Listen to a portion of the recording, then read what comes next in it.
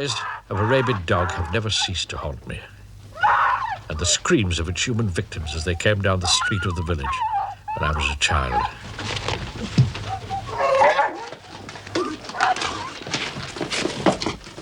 Eugène! Quickly, Eugène, dumb is late. Now, 63 and partly paralyzed, Pasteur had begun work on rabies.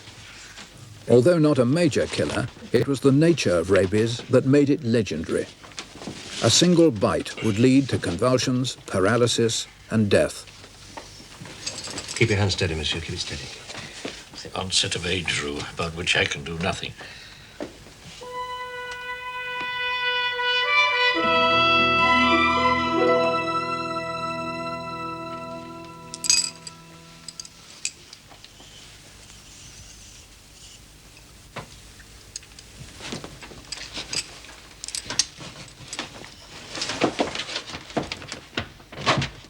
For some time now, Pasteur had been certain that rabies was passed on to man in the dog's saliva, and that he would find the rabies virus in these samples. Since we cannot see the rabies microorganism, we must find better ways to grow it and study it. Well, supposing we concentrate on the nerve centers. Indeed, working with rabbits, Émile Roux had injected the animals and then grown and cultured the virus in their spinal cords. But always independent-minded, he'd worked very much on his own. Whose is this? Well, it must be Roux's. How do you know? It's his shelf space. In these flasks was suspended the rabbit's spinal cord. Roux was simply testing how long the virus took to die. Pasteur saw beyond this to a practical application.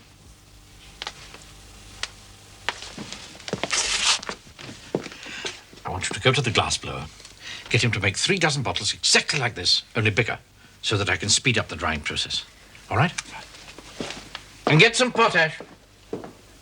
He had the idea that before the virus died, it might become less virulent, and so could be used to make a vaccine.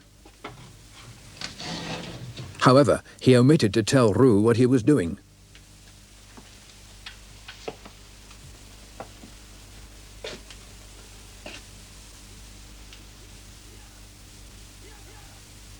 Viens! Monsieur Roux? Who made these? Monsieur Pasteur. When? Yesterday.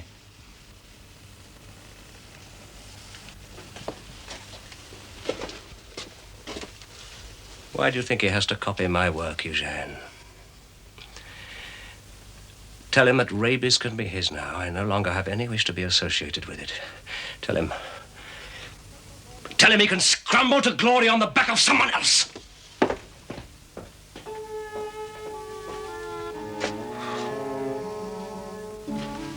Forced to continue without Roux, Pasteur injected more rabbits with rabies. After they died, the spinal cords were dissected out, and the longer they were left to dry, the weaker the virus in them became. Finally, in a spine 14 days old, liquefied and injected into a dog, the virus was so weak it no longer killed. He then found that by using progressively more virulent doses, he could accustom his dog to the virus. Monsieur Pasteur? Monsieur? He had a vaccine. The dog. Completely well. No problems at all. Come on. The long incubation period of rabies meant the new vaccine could be used after the bite. But in spite of these encouraging results, Pasteur was determined not to rush into using the vaccine on humans. He was indeed thinking of using himself as the first guinea pig, when on July the 6th, 1885, events overtook him. Monsieur Pasteur, I'm looking for Monsieur Pasteur. That is Monsieur Pasteur, madame.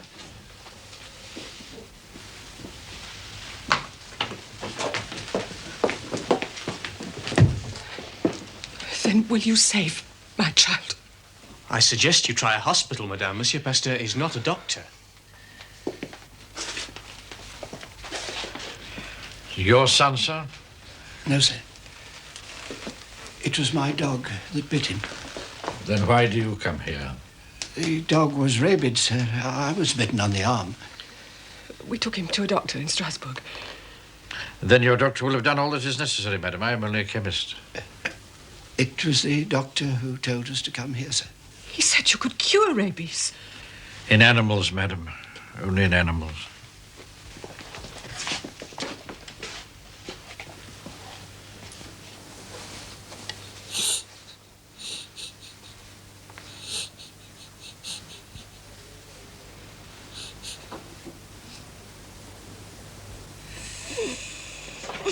Examination showed that Joseph Meister had received 14 separate bites. The vaccine had to be given as soon after the bite as possible. What about Joseph? I'm afraid I can do nothing for the boy. Then he'll die. He may not.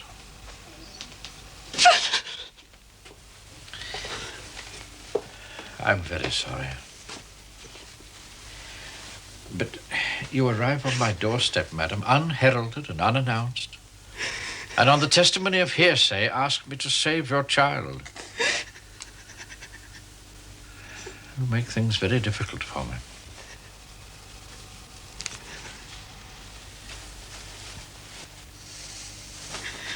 Bring him back again at 5 o'clock, but I promise you nothing.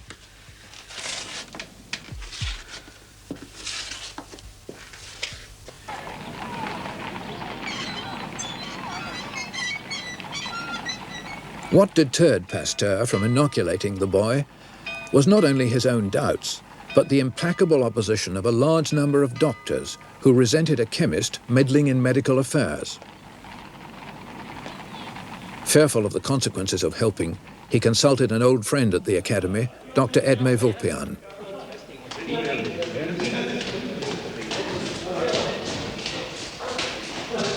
With the whole gaggle of resentful medics urging me to make a mistake. Those with small minds all shout loudest, monsieur. I need Emile Roux. He understands as much about rabies as I do, but he's against inoculation. If I do it alone. You can count on me. And if I fail? The boy will die. If you don't try to save him, he'll die anyway. And there's always a chance you could succeed. Since the death of the child was almost certain, I decided, in spite of my deep concern, to try on Joseph Meister the method that had served me so well with the dogs.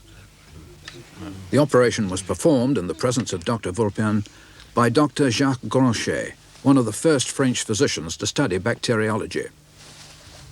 The vaccine was, to say the least, crude. A piece of dried rabbit spine, 14 days old, crushed and mixed with veal broth.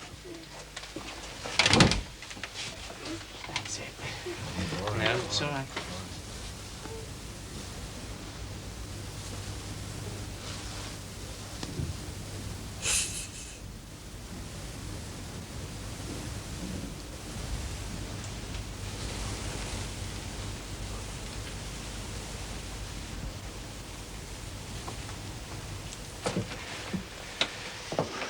Yes, sir.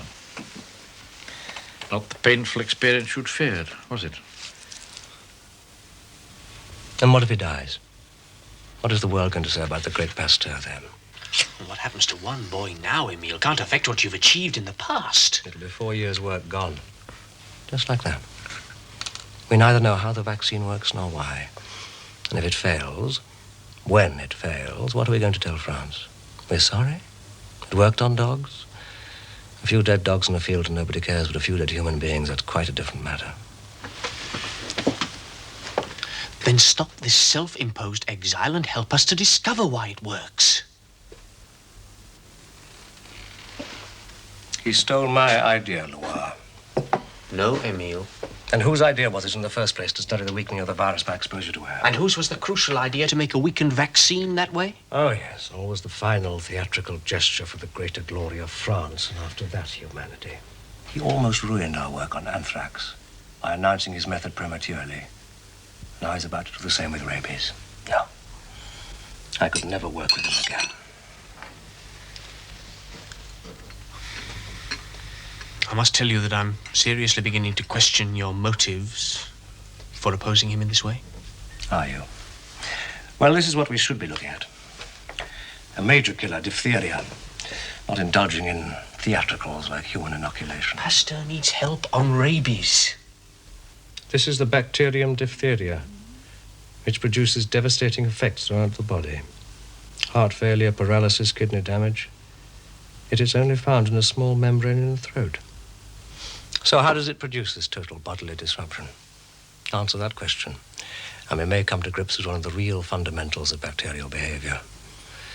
Instead of that, the whole laboratory is preoccupied with producing a vaccine we can't understand against a virus we can't see. Vaccinating that boy was premature. And what is more unscientific? Mr. Meister, I decided to give a total of 13 injections spread over a period of 10 days. The strength of the rabies vaccine was carefully determined by inoculation into the brain of fresh rabbits. This method showed that the medulla used in the first 5 days was not virulent, whereas that used in the last 5 days of the treatment was increasingly virulent. That's the plunger. I don't seem to be getting the right pressure from my thumb. Try the other syringe. I've got it ready. Oh, no. This will be all right once I get it started.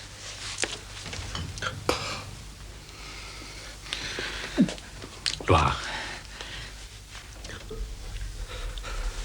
Loire, give Joseph his injection with the other syringe.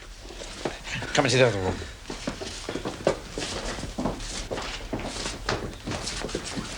You must have treatment. No. It's quite unnecessary. I insist you have treatment. If you wish. It was injected once, very weak. The same as Meister's first 3 injections. My God, I anticipated many things, but never this.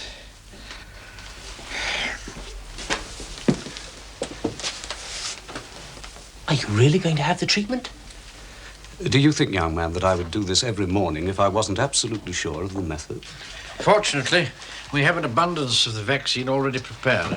I suppose I should feel some degree of honor being only the second man in the world to undergo Monsieur Pasteur's rabies treatment. You can't let him go through with it. With a virus that strong, he has little choice. Does he know the risks? Well, perhaps not as well as we do. He's never worked here before. He's mad. Oh, no, he's not mad. Have you ever seen a case of rabies? No. Well, you see what the dogs look like. Now imagine that in a man. The seizures are the most terrifying. You only need the smallest movement, the slightest noise, and every muscle in the body goes rigid. The noise they make. All one can do is to give them morphia or chloroform for the pain, until eventually they die. Of exhaustion. Eugène, we can't let him do it alone. I shall be inoculated too. Will you? Are you serious? Well, if we all die, at least Emile Roux can explain to the world that we had faith in our own vaccine.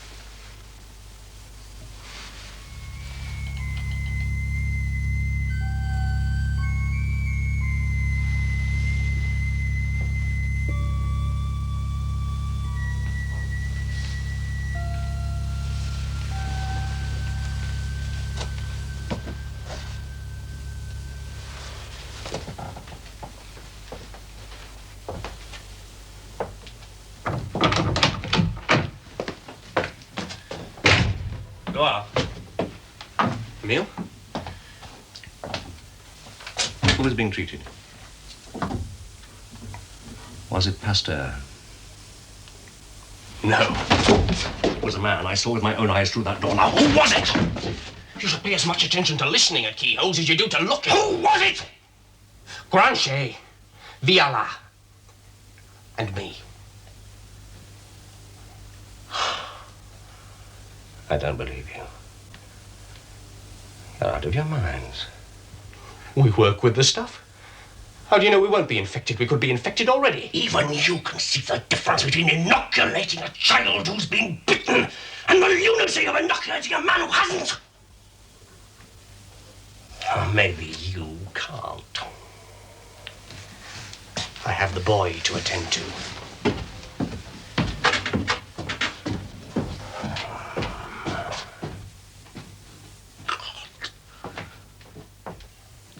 During the last days, I inoculated Joseph Meister with the most virulent virus. He escaped not only the rabies that he may have received from the bites, but also the rabies which I had inoculated into him. Today, gentlemen, 3 months and 3 weeks from the time he was first bitten, Joseph Meister's condition does not leave anything to be desired.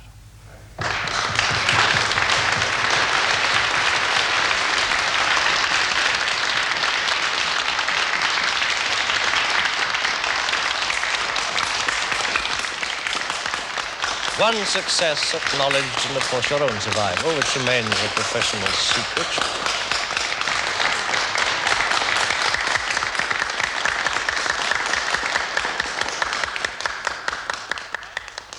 Every person bitten by a rabid dog must be given the opportunity of benefiting by this great discovery. The possibility of establishing a treatment clinic must be investigated at once. And the world and his wife will come. Of such a treatment clinic would seal the fame of our illustrious colleague and bring glory to the whole country. Chauvinism seems to be in danger of destroying common sense. We still have no feeling of the lunatic. It works, Ruth, it works. Now that the treatment was to be offered to the public, the need for an explanation of how the rabies vaccine worked was even more important. Ironically, a major step towards a theory, based on research and not mere speculation, already existed.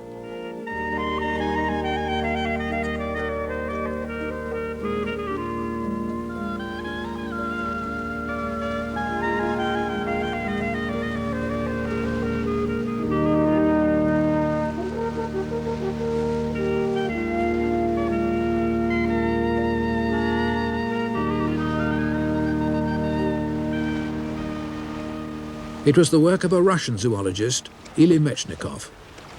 A warm, highly emotional man, he was also prone to fits of deep depression.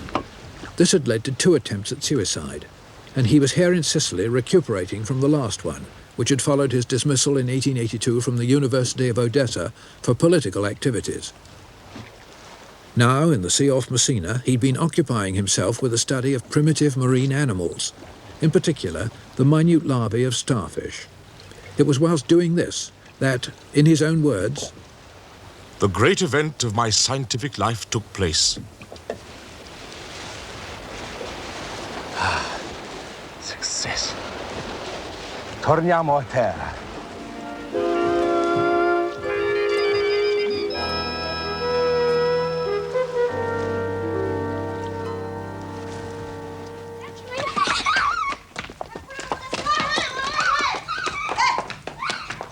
Mechnikov had a makeshift lab in an apartment that he shared with his wife Olga, 5 of her brothers and sisters, 2 servants, and an odd job man. Come on, you two. Come on. Don't fight. Come on, we'll be late for the circus. Tiny, look at your hair. Wear it all. Oh, careful. Stop. We're all on the set. Come on. Ciao, bambini, divertitevi.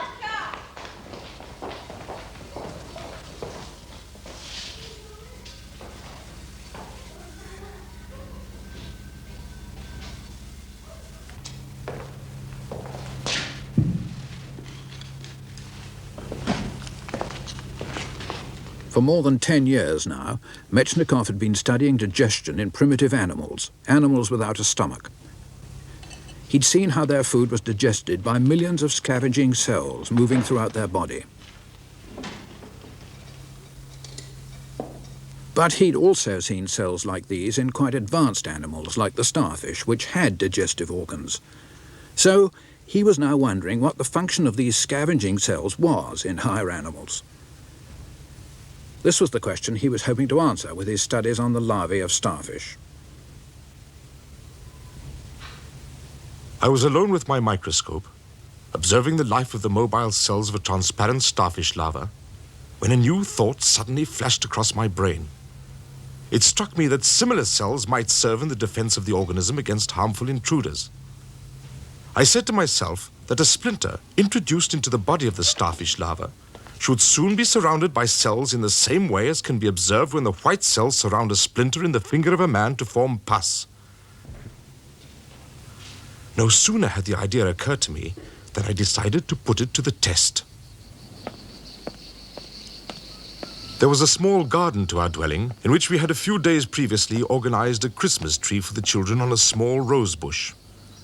I fetched from it a few rose thorns and introduced them at once under the skin of those beautiful starfish larvae, as transparent as water. The precision needed to place the tiny tip of thorn accurately in the animal's body made this an enormous and unique achievement.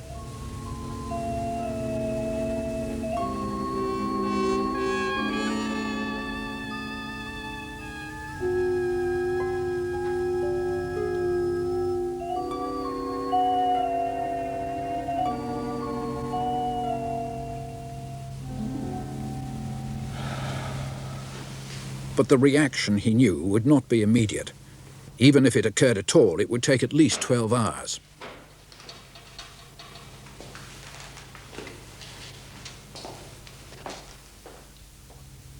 That night I was very nervous. I couldn't sleep.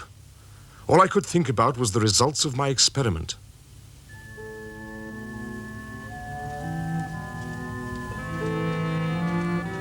The next morning, very early, I went to the room. When I looked down the microscope, I saw with great joy that my notion had been correct. The mesodermic cells of the starfish larva, as if for protection, had completely surrounded the thorns. Really? It worked. This experiment was the basis of the theory to which I devoted the next 25 years of my life. By chance, passing through Messina at this time was one of the most influential scientists in Europe, the pathologist Rudolf Virchow. At one time, he'd been in politics, leading the opposition against Bismarck. That is, until Bismarck challenged him to a duel. Now he was the doyen of German medicine, his support invaluable, his criticism most damaging. Hearing of Metchnikoff's work, he went to see him, unannounced. You want to see the starfish material? Where did I put it now? But Ely! Remember, huh? He's waiting. Oh, please, my dear, there's no point in bringing him in here until I have the material ready. What shall I do? Show him the garden. As with most subjects, his knowledge of flora is unparalleled. Oh, but Ely... Please, my dear.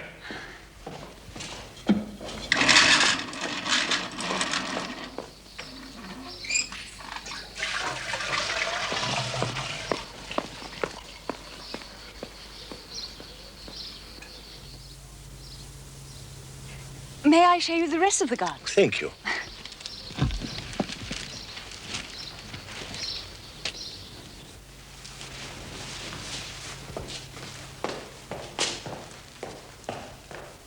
Of course, you realize they are not actually flowers at all. They're a form of modified leaf. Professor Virchow, I'm most honored. It was rumored you were in Messina, but I didn't expect you here. Well, I heard about the starfish larvae. My informant, Professor Kleinenberg, was most enthusiastic. I'm very glad. I would welcome the opportunity to be as enthusiastic myself. Though, to be honest, to avoid disappointment, I've already balanced my curiosity with a large degree of skepticism. You're welcome to see what I have. Thank you. You'll excuse us, my dear. Madam? How do you find Messina? Very agreeable. It's an opportunity to enjoy the softness of a Sicilian winter in exchange for the... Come here. Come here. Sonia, Alex, go find Nina. Tell her to prepare some wine. Quickly. Shoo. Do you see the white cells? Mm-hmm. And do you see the spores of the parasites within the white cells? Mm-hmm. The white cells have actually devoured them and are in the process of digesting them. This is your most important evidence? Well, a natural disease observed under natural conditions. A very good experimental model, don't you agree? It seems to me there's more than a hint of supposition in your theory. Supposition? How so? Well, you could equally well say that the parasite has penetrated the white cells. And far from being destroyed, is actually being transported all over the body by them. That is what Koch says he has seen. Koch is quite wrong on this count. His evidence is purely circumstantial. And yours isn't? No. Look at this series of drawings. Made as I observed the process of digestion taking place. The parasite is slowly surrounded, sometimes by more than one cell at a time. Well, this can't be interpreted as the parasite invading the white cell. In fact, there might even be something on this slide. Now, let me see. Not always easy to spot. Ah, yes, look. One parasitic cell surrounded by several blood cells. Well, I can't see how anyone can interpret that as anything but an attack on the parasite. Does this digestion happen every time, or are there variations? Oh, yes. You can observe small variations between individual animals. But the largest variation I've seen is in the recent work I've been doing on rabbits vaccinated against anthrax. In the unvaccinated animals, the white cells appear sluggish, almost indifferent to the bacteria. But in the vaccinated ones, their activity is remarkable, quite remarkable. They congregate around the bacteria in vast numbers. Interesting. Interesting. Interesting. It all ties in so well. If the behavior of the white cell varies, as you say, between individuals, between the vaccinated and the unvaccinated, I begin to see a pattern emerging. This is not a complete answer, but really most exciting. But my ideas run so counter to the general belief, I hardly dared hope that anyone might take them seriously. Oh, no. Yours is a truly original observation. I've learned more today from your preparation than I have from 20 years of dispute. But enough. I mustn't keep you from your family. Oh. Have you made plans for publication? No, I haven't. Metchnikoff was to name these white corpuscles phagocytes, after the Greek, the devouring ones. The fact that he'd seen these phagocytes grow slowly more accustomed, through vaccination, to fight against microbes they'd previously ignored was just the theoretical support that Pasteur needed. Metchnikoff's results were published with Virchow's backing in 1884, but their significance was not grasped.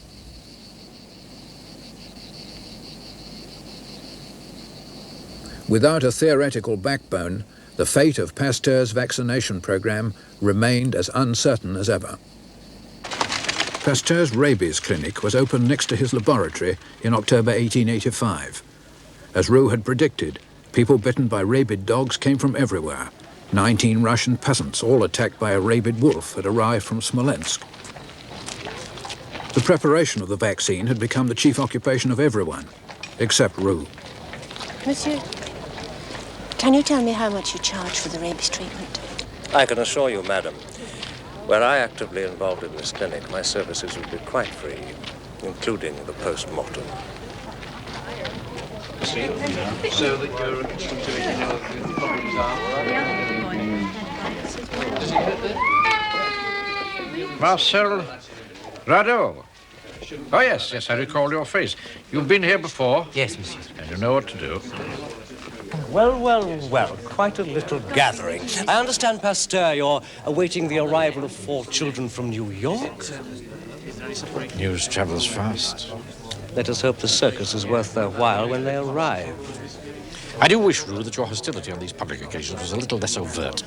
What was the number in your time.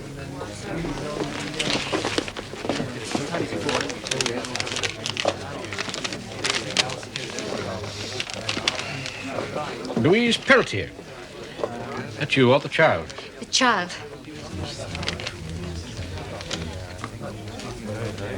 It says here that the child was bitten by a mountain dog on the 3rd of October. Yes. But that's 37 days ago. A very long time. All these people. They came much earlier. I didn't know. Wait there a moment. It can't be too late. It can't. Would you oblige me with a word? Of course. Excuse me. I want you to confirm me my decision. Young girl, bitten 5 weeks ago. The first time in the clinic. She must have rabies. Right, so we should refuse to inoculate her. Yes. The vaccine couldn't possibly take now. No, you must refuse for your own sake. Yeah. I was half hoping you would disagree with me. We've never turned a child away before. Pasteur, if the patients see you fail, they'll stay away and die. And if the doctors see you fail, they'll be on you like a pack of wolves. By not acting, you are exchanging the death of one child for the recovery of many more. I know what it will mean to the parent. You have no option.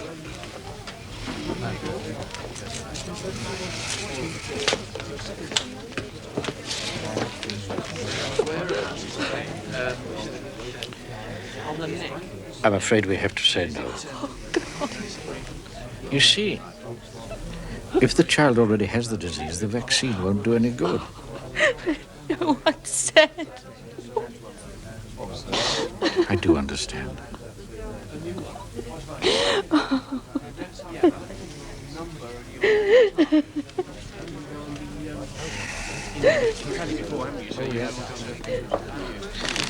I've changed my mind.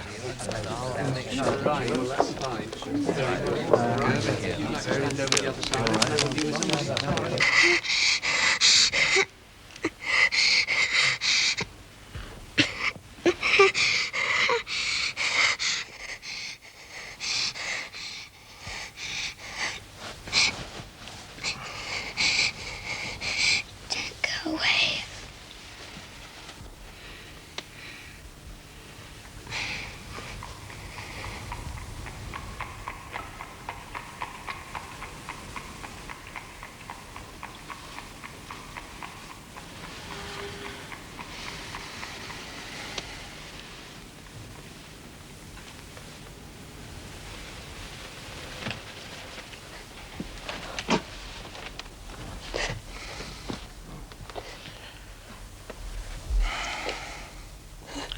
I had a daughter once. 2 daughters. One had a tumor, the other typhoid. We could do nothing for them either.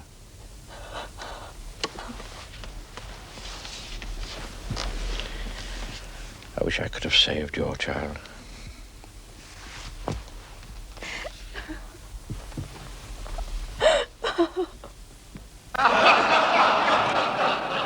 Monsieur Pasteur's new intensive treatment consists of making from 16 to 40 pinpricks, depending on the gravity of the bite. He calls this inoculation. I call it tattooing. Jealousy appalls me. The opposition that Pasteur had expected from the doctors had been growing. It was led by Professor Peter, professor at the City University and a distant relative of Pasteur. The Peltier case provided just the ammunition he needed. Mr. Chairman, gentlemen, I wish to quote from the Medical Journal of Paris. You can be monarchist, anarchist, nihilist. You can deny the existence of God, but you mustn't doubt Pasteur without being struck down. As one who neither acknowledges Pasteur a god, nor fears that he will strike me down, I will ask him to explain, in public, the recent death of a young girl who was the recipient of his treatment. I suggest that Monsieur Pasteur's so-called treatment is anti-scientific, ineffective, and dangerous. Could it not be that Monsieur Pasteur's vaccine is killing the patients, not Pasteur the microbes?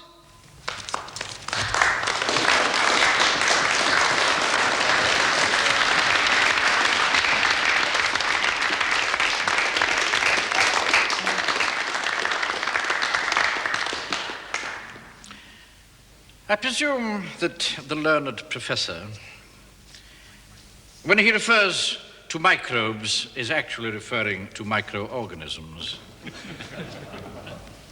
A small but indicative slip.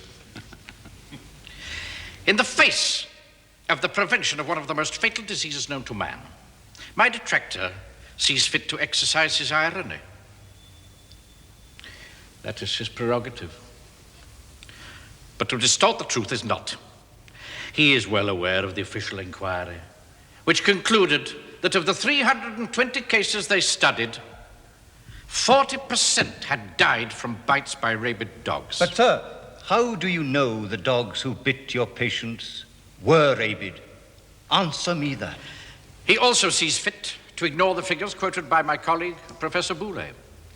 I can only hope, gentlemen, that he suffers no remorse at having plunged into despair and uncertainty those many patients who have already been inoculated through the auspices of this academy, by telling them that they have been subjected to an ineffective and dangerous treatment. Let them rest assured they will not get rabies. And I will not debate with a man whom I consider to be incompetent, both as a clinician and an experimenter. I will be prepared to listen if and when Professor Pater can support his views by experimental and clinical facts. It was shortly after this exchange that Pasteur suffered another stroke and was forced to rest, leaving Roux in charge of the clinic. Roux, meanwhile, continued his work on diphtheria. This was mainly a disease of children. As many as 50% died. Almost all were left paralyzed or with weak hearts.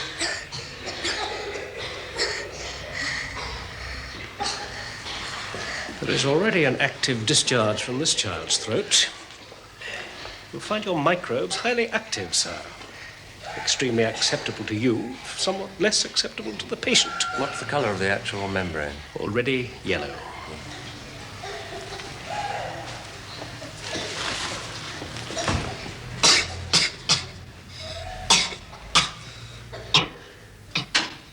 In spite of the misery he found in these wards, Roux's preoccupation was not with treatment, but with the mechanism of the disease. There, monsieur. Thank you.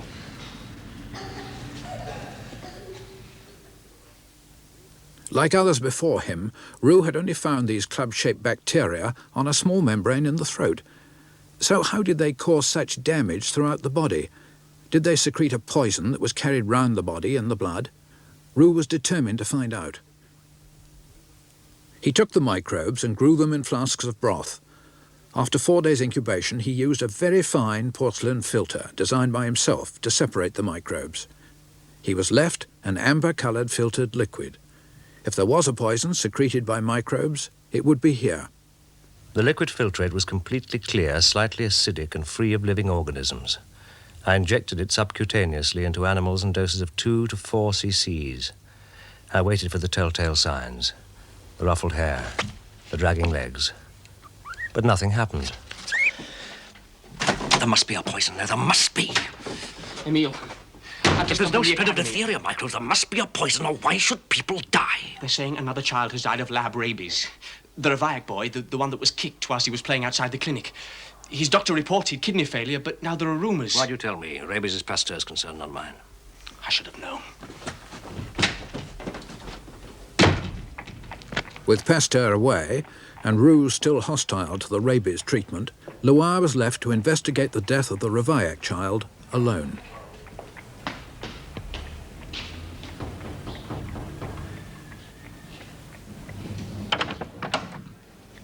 Yes? Monsieur Ravaillac.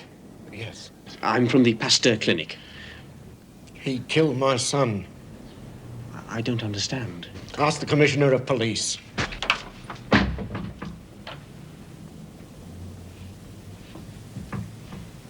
On the face of it, Loire had little to worry about. The boy seemed to have died from kidney damage resulting from a kick he received while playing. But then the father made an announcement. By the time an autopsy conducted by the pathologist Brouardel began, everyone, including those opposed to Pasteur, like Clemenceau, knew that before he died, the boy had suffered paralysis. Monsieur, the representative of Pasteur's laboratory. What is it of this that you want? Take what you want. This paralysis was a symptom not found in rabid dogs or humans bitten by them, but it was found in the rabbits used to make the vaccine. The boy could have contracted rabies from the vaccine itself. Loire and Brouardel had both agreed to test for rabies in the boy's brain. Any doubts about the vaccine's safety would be extremely damaging. The medulla oblongata, monsieur. Whatever for? Gentlemen, I will conclude by saying that I believe, subject as I expect to my finding no rabid traces in the spine or brain, that the cause of death was a blow to the left kidney. The brain tissue was prepared for injection into the brain of a rabbit. The telltale signs of rabies would occur, if they occurred, within 48 hours. 2 days later, early morning crowds waited for the clinic to open. Meanwhile, inside, the worst possible fears were realized. The rabbit was paralyzed. It had contracted rabies. Shall I take the creature away? Yes.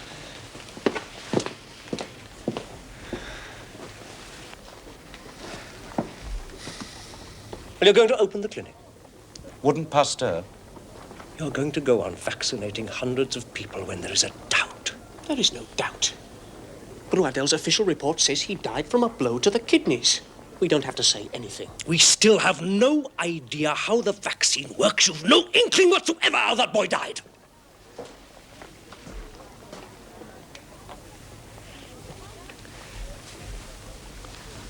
Eli Mechikov would say that the blood cells digested the disease too quickly and burst. Well, perhaps he's right. I'm afraid it is my duty to tell Brouardel.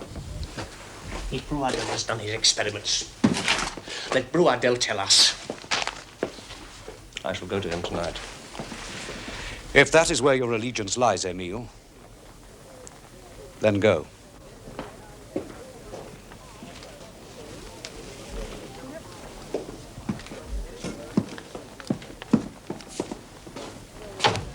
Alphonse Dara.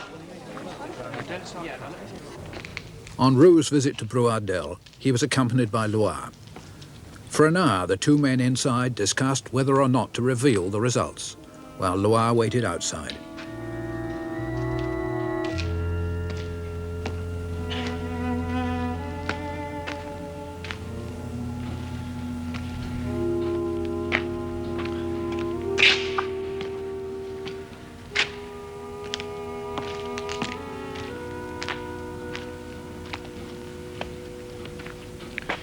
Well? Brouardel's experimental conclusions are the same as ours, and is not afraid to reverse his original official decision. But he believes to admit to the world that the boy died of rabies would put back the science of immunology by 80 years. And he's right. The boy died of a blow to the kidneys.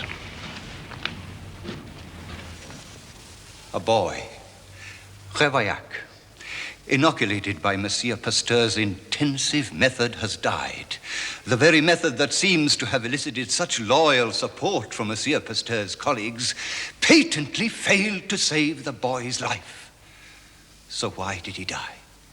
He died, as I have suggested of other cases on previous occasions, of rabies. I would remind the Professor that the floods of albumin that I found in the boy's urine made death consistent with a blow to the kidneys. I can find no conclusive evidence that would make me find it necessary to reconsider my original finding. Then why, sir, did a blow to the kidneys produce in the victim visible signs of a rabid death, spasms in the throat and foam around the mouth, and most important of all, paralysis? Paralysis, you say, is not normal in a man suffering from the bite of a rabid dog. Nor is it. But where is it normal? I'll tell you. It is normal in experimental animals injected with laboratory rabies. And where is my evidence? Who is my authority? One who, standing amongst the members of this gathering, could not be higher.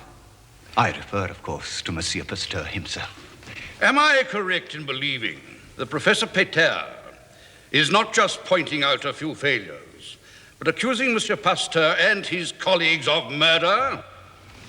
All we want is proof.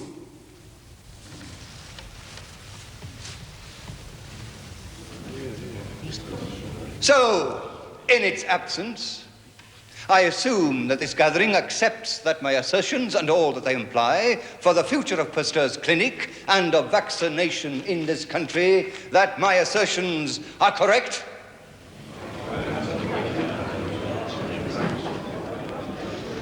Roux's resistance to the whole vaccination program was well enough known, so his reaction was awaited with interest.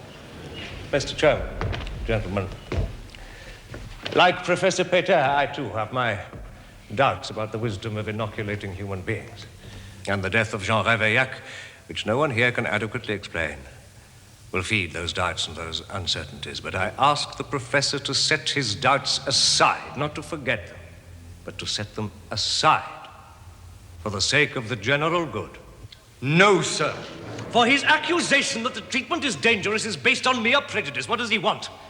To prevent all people bitten by mad dogs from coming for Monsieur Pasteur's treatment?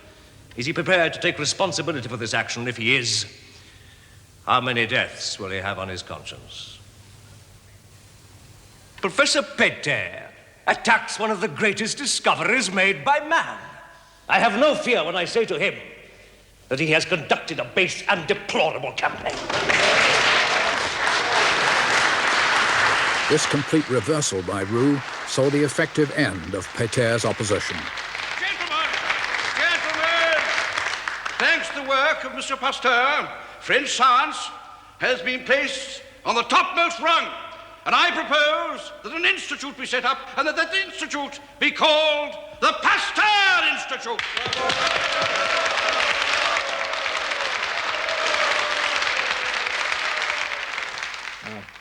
There's where you'll be working. There. I see. The laboratories are quite impressively equipped. Perhaps too impressively.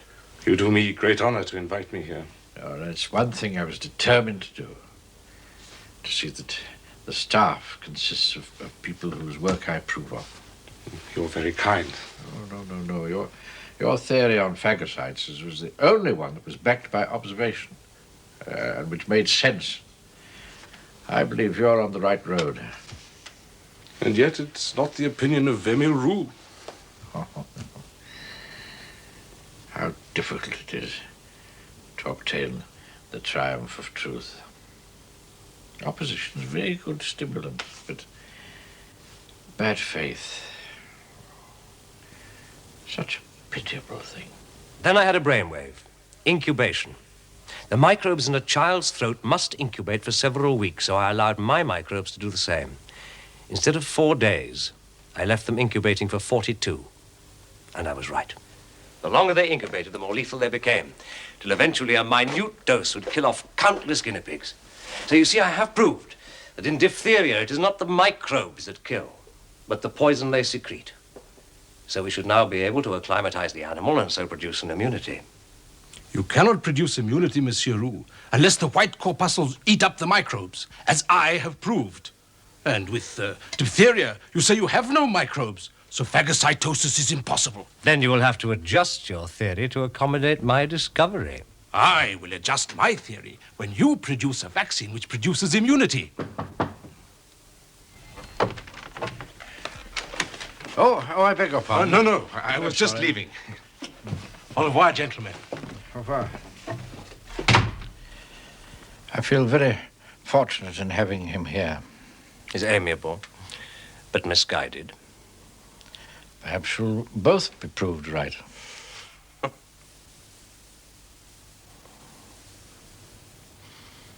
Well, monsieur? I know you don't expect me here, Emile, but I've just received a letter, and I think it's the most important thing I've ever had. It says, "Please will you find a cure for diphtheria? Our children, to whom we teach your name as benefactor, will owe their lives to you. The battle of rabies is won, it seems. No, don't mistake me. I'm not here to crow. I respected your reasons. But how do I reply to diphtheria? That one day you hope to find a cure? Yes. Yes.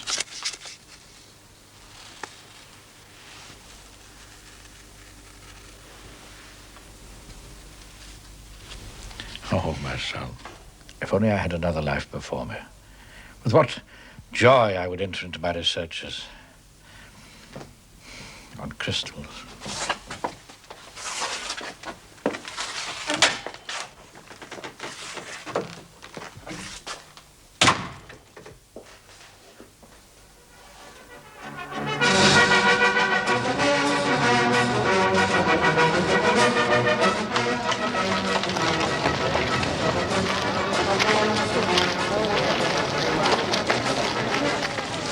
Pasteur Institute was officially opened in the autumn of 1888, built with money from public donations.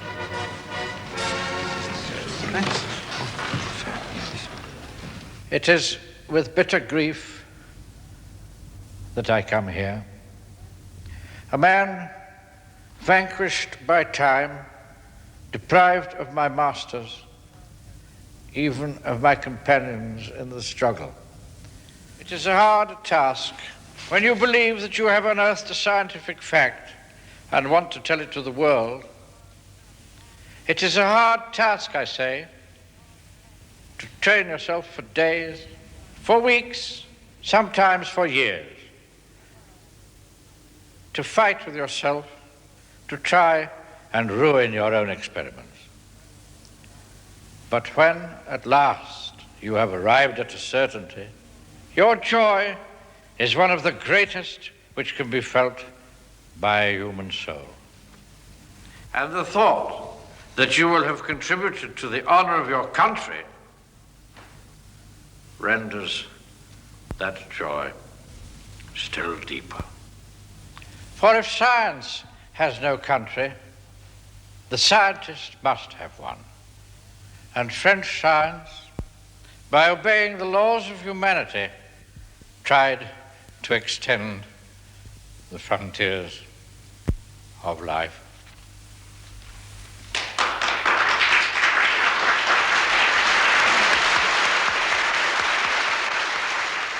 For the next 7 years, until his death in 1895, Pasteur did no more original work.